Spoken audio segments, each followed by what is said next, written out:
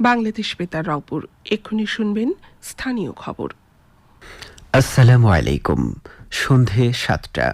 বাংলাদেশ বেতার রংপুর স্থানীয় খবরে আমন্ত্রণ জানাচ্ছি ইউসুফ খন্দকার। আগামীকাল থেকে হাম রুবেলার জরুরি টিকাদান কর্মসূচি শুরু হচ্ছে। প্রাথমিকভাবে দেশের 18টি জেলার 30টি উপজেলায় 6 মাস থেকে 59 মাস বয়সী শিশুদের অগ্রাধিকার ভিত্তিতে হাম রুবেলার টিকা দেয়া হবে। আজ দুপুরে সচিবালয়ে এক সংবাদ সম্মেলনে স্বাস্থ্য ও পরিবার কল্যাণ মন্ত্রী সরদার মোহাম্মদ সাখাওয়াত হোসেন এ তথ্য জানিয়েছেন। তিনি বলেন, জাতীয় ও আন্তর্জাতিক বিশেষজ্ঞদের পরামর্শে ঝুঁকিপূর্ণ এলাকা চিহ্নিত করে এই কর্মসূচি হাতে নেওয়া হয়েছে। যেসব শিশুর জ্বর রয়েছে বা বর্তমানে অসুস্থ, তাদেরকে এই সময়ে টিকা না দিয়ে সুস্থ হওয়ার পর টিকা প্রদানের পরামর্শ দিয়েছে স্বাস্থ্য মন্ত্রণালয়। মালয়েশিয়া থেকে 34,000 টন ডিজেল নিয়ে চট্টগ্রাম বন্দরে এসে পৌঁছেছে চীনের পতাকাবাহী শান গ্যাং ফাজিয়ান নামের একটি জাহাজ। আজ সকালে চট্টগ্রাম বন্দর কর্তৃপক্ষের সচিব সৈয়দ রেফায়েত হামিম বিষয়টি নিশ্চিত করেন। তিনি জানান, জাহাজটি গতরাতে চট্টগ্রাম বন্দরের বহির্নোঙরে বঙ্গোপসাগরের কুতুবদিয়া চ্যানেলে পৌঁছেছে। জাহাজটি 29 মার্চ মালয়েশিয়া থেকে চট্টগ্রামের উদ্দেশ্যে রওনা দেয়। দুর্যোগ ব্যবস্থাপনা ও ত্রাণমন্ত্রী আসাদুল হাবিব দুলু বলেছেন, দেশে আশঙ্কাজনক হারে বাড়ছে বিবাহ বিচ্ছেদ বা তালাকের ঘটনা। এ থেকে রক্ষায় সচেতনতার পাশাপাশি গুরুত্বপূর্ণ ভূমিকা রাখতে হবে নিকাহ রেজিস্ট্রারদের। তিনি আজ দুপুরে লালমনিরহাট সার্কিট হাউস হলরুমে নিবন্ধিত মুসলিম নিকাহ রেজিস্ট্রার ও হিন্দু বিবাহ নিবন্ধকগণের সাথে আয়োজিত মতবিনিময় সভায় একথা বলেন। মন্ত্রী বলেন, পারিবারিক কলহ, সাংস্কৃতিক আগ্রাসন, আইনের দুর্বলতা এবং নৈতিকতার চর্চার অভাবে এই প্রবণতা বেড়ে চলছে। একটি আলোকিত ও সমৃদ্ধ লালমনিরহাট গড়তে তিনি বিবাহ নিবন্ধক সহ সকলের সক্রিয় সহযোগিতা কামনা করেন। জেলা প্রশাসক মোহাম্মদ রাশেদুল হক প্রধানের সভাপতিত্বে সভায় অন্যান্যের মধ্যে উপজেলা নির্বাহী অফিসার মনোনীতা দাস ও নিকাহ রেজিস্ট্রার সমিতির সভাপতি আমজাদ হোসেন উপস্থিত ছিলেন। এর আগে দুর্যোগ ব্যবস্থাপনা ও ত্রাণমন্ত্রী অধ্যক্ষ আসাদুল হাবিব দুলু লালমনিরহাট বিভাগীয় রেলওয়ে ব্যবস্থাপকের কার্যালয়ে এক মতবিনিময় সভায় মিলিত হন। জয়পুরহাট জেনারেল হাসপাতাল ব্যবস্থাপনা কমিটির এক বিশেষ সভা আজ অনুষ্ঠিত হয়েছে। হাসপাতালের কনফারেন্স রুমে আয়োজিত সভায় সভাপতিত্ব করেন জনপ্রশাসন ও খাদ্য মন্ত্রণালয়ের প্রতিমন্ত্রী মোহাম্মদ আব্দুল বারী। এ সময় অন্যান্যের মধ্যে জেলা প্রশাসক মোহাম্মদ আল মামুন মিয়া, জেলা পরিষদ প্রশাসক মাসুদ রানা প্রধান ও অতিরিক্ত পুলিশ সুপার মাহবুব হোসেন উপস্থিত ছিলেন।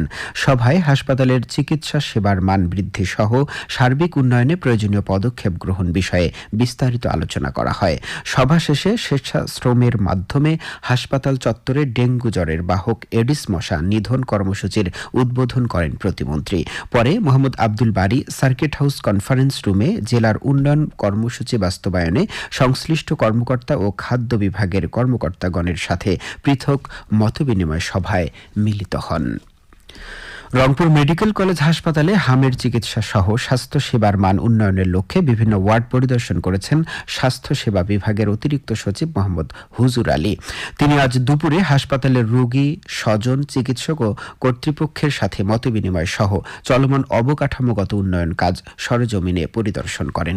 এ সময় অতিরিক্ত সচিব বলেন, স্বাস্থ্যসেবা মানুষের দোরগোড়ায় পৌঁছে দিতে সরকার নিরলসভাবে কাজ করে যাচ্ছে।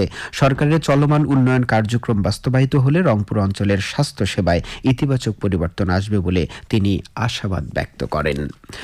কুড়িগ্রামের উলিপুর উপজেলার বিজয় মঞ্চ প্রাঙ্গণে 7 দিন ব্যাপী বইমেলা আজ থেকে শুরু হয়েছে। বীর মুক্তিযোদ্ধা গোলাম মোস্তফা এর উদ্বোধন করেন। এ উপলক্ষে আয়োজিত অনুষ্ঠানে সংসদ সদস্য ব্যারিস্টার মাহবুবুল আলম সালেহি ভার্চুয়ালি অংশগ্রহণ করেন। তোমাদের রক্তসিক্ত মাটিতে প্রতিনিয়তই জন্মে বিবর্তনের অঙ্কুর প্রতিপাদ্য নিয়ে আয়োজিত বইমেলায় প্রতিদিন সন্ধ্যায় সাংস্কৃতিক অনুষ্ঠান ও নাটক পরিবেশিত হবে।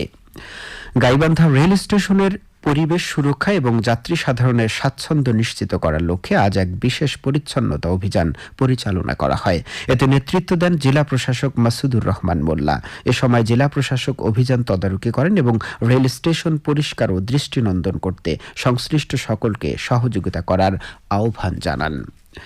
রংপুর র্যাব ১৩ এর মাদক বিরোধী অভিযানের অংশ হিসেবে বিপুল পরিমাণ এসকাপ সহ এক মাদক কারবারিকে গ্রেফতার করা হয়েছে। র্যাবের সিনিয়র সহকারী পরিচালক বিপ্লব কুমার গোস্বামী আজ এ তথ্য জানিয়েছেন।